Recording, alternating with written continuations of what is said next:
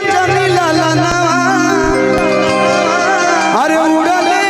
उड़ाना है हनुमान जी में कितना ताकत रहो हनुमान भी ना जानत बताई पूछ में आग लगल पूरा सोना के लंका जला दिहनी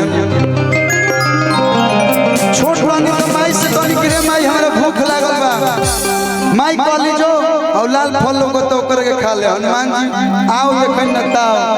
सूरज भगवान के लील गई वही पर एक लाइन है एकरा बाद अगला कि छोटी मोटी अंजनी लाला नावा अरे उड़ले उड़ाना आ सूरज के लील रे गईले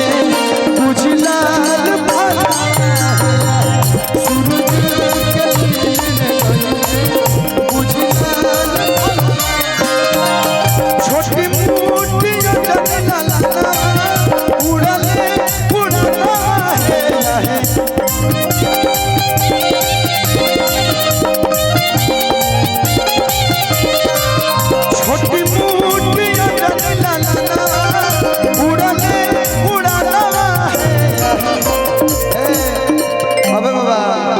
हटो खेलेगा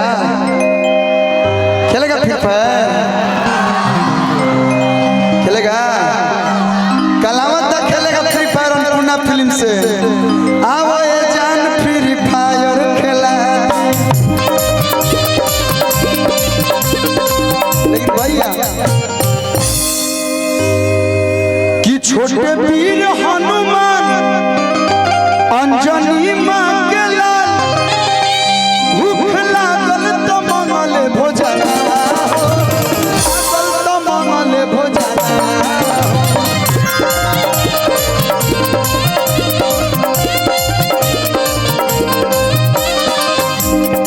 अंजनी माई को लिया ये बेटा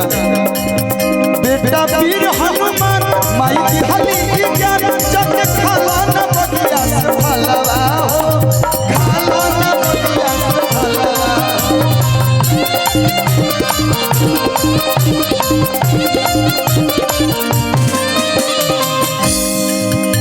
सूरज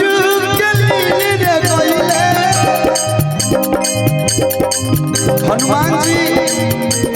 बचपन में ही इतना बलशाली रही इतना उनकर में ताकत रहे सूरज भगवान में कितना तेज बा कितना गर्मी बा वहाँ के खड़े ले गई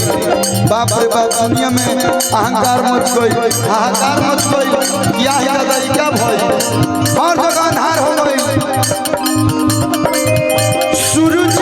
के लील रे गईले सूरज के लील रे गईले बुझिला भला